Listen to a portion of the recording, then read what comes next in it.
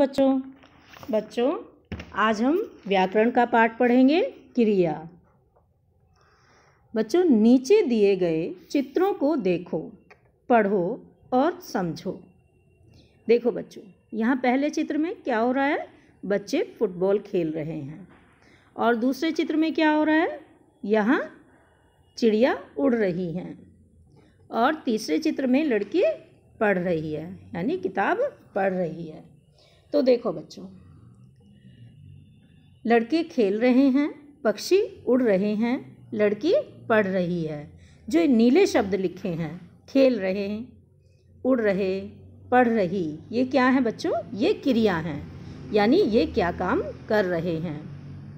Number 4, लड़कियां television देख रही हैं। क्या कर रही हैं? देख रही हैं। तो बच्चों, ये भी किस में आएगा? क्रिया में। प्रश्न नंबर 1, लड़के क्या कर रहे हैं? उत्तर है खेल रहे हैं। प्रश्न नंबर 2, पक्षी क्या कर रहे हैं? पक्षी उड़ रहे हैं।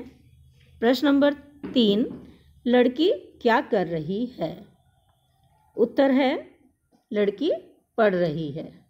प्रश्न नंबर 4, लड़कियां क्या कर रही हैं? उत्तर देख रही हैं। लड़कियां टीवी देख रही हैं, टेलीविज़न देख रही हैं। खेल रहे हैं, उड़ रहे हैं, पढ़ रही है और देख रही है। ये सभी शब्द काम का करना प्रकट करते हैं, अर्थात पढ़ना, खेलना, उड़ना, देखना, ये सभी शब्द क्रियाएं हैं। क्या है बच्चों? ये सभी शब्द क्रियाएं हैं। निम्नलिखित वाक्यों को ध्यान से पढ़ो। यह तालाब है। कुछ दिन पहले इसमें पानी नहीं था, अब पानी है। तैरते हुए बत्तख हैं, कमल के फूल हैं। दिए गए वाक्यों में है, था, है, हैं आदि क्रिया शब्द हैं। इन शब्दों से किसी काम का करना या होना पाया जाता है। देखो बच्चों, ये तालाब है। पहले कुछ दिन पहले इसमें पानी नहीं था और इसके अंदर ना फूल थे, ना बत्तख थी, ना ही ये पौधे थे, कुछ भी नहीं था। ये सूखी हुई एक मिट्टी के समान था। फिर इसमें पानी भरा गया।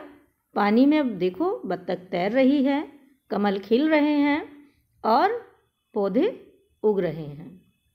तो बच्चों, ये क्या है? था, थी, हैं, ये क्रिया का परिचय दे रहे हैं कि यहाँ इसमें क्रिया हो रही है। क्रिया के बिना वाक्य अधूरे हैं, अतः वाक्य में क्रिया का होना आवश्यक है।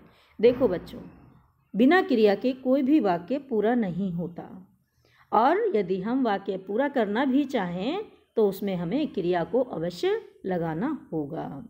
अब ये क्या है बच्चों? ये क्रिया की परिभाषा है। जिस शब्द से किसी काम का करना या होना पाया जाता है उसे क्रिया कहते हैं। जैसे उड़ रहे हैं, खेल रहे हैं। क्रिया के भेद। क्रिया 2 प्रकार की होती है, एक अकर्मक क्रिया और दूसरी सकर्मक क्रिया। अकर्मक क्रिया में क्या होता है बच्चों? देखो, जिन क्रियाओं को कर्म की आवश्यकता नहीं होती, अर्थात जिस क्रिया में कर्म नहीं होता, उन्हें अकर्मक क्रिया कहते हैं। जैसे आना, जाना, हंसना, रोना, सोना, बैठना आदि। देखो बच्चों, ये क्या है? ये अकर्मक क्रियाएं हैं, यानी ये स्वतः होने वाली, अपने आप ही होने वाली क्रियाएं हैं। जैसे आना जाना, ये एक प्रकृति स्वरूप है। हंसना, रोना, सोना, बैठना, ये सब प्रकृति के अनुसार हैं, इसलिए ये अकर्मक क्रियाएं हैं।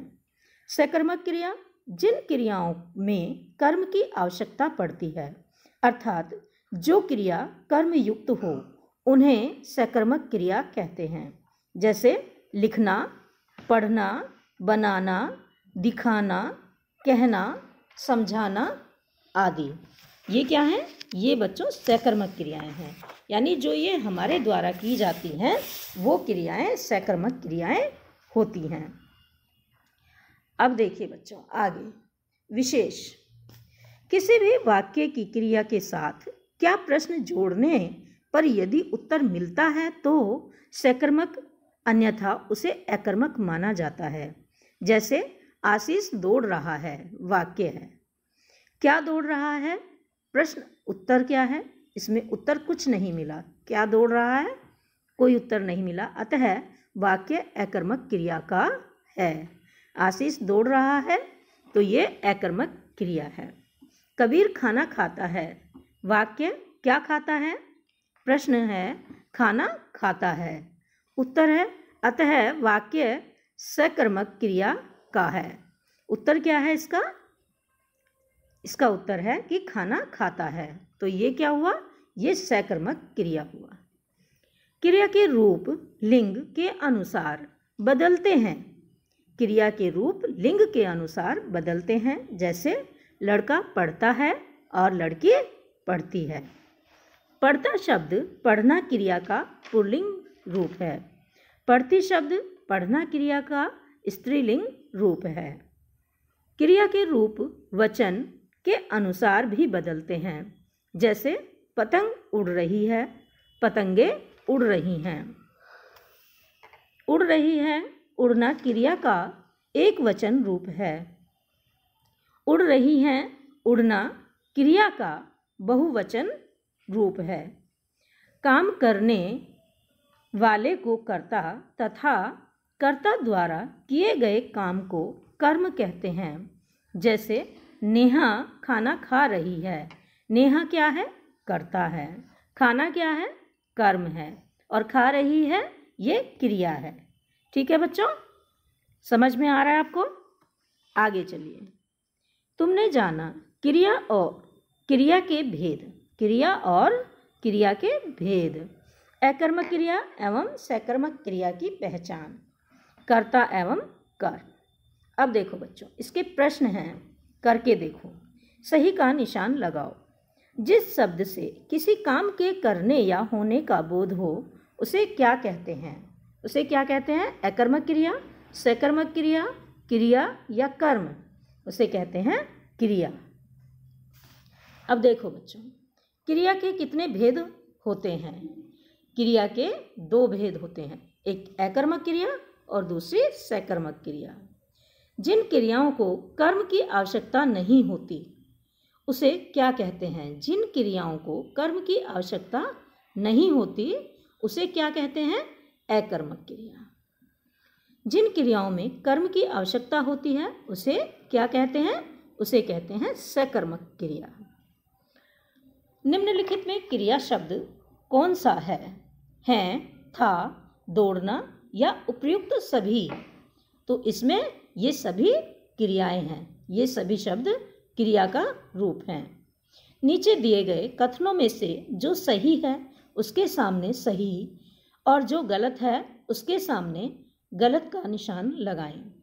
क्रिया के रूप लिंग के अनुसार बदलते हैं। हाँ बच्चों, ये सही है। क्रिया के रूप वचन के अनुसार नहीं बदलते, ये गलत है। कर्ता द्वारा किया गया कार्य कर्म कहलाता है, ये भी सही है। वाक्य में क्रिया का होना अनिवार्य नहीं है, ये गलत है बच्चों।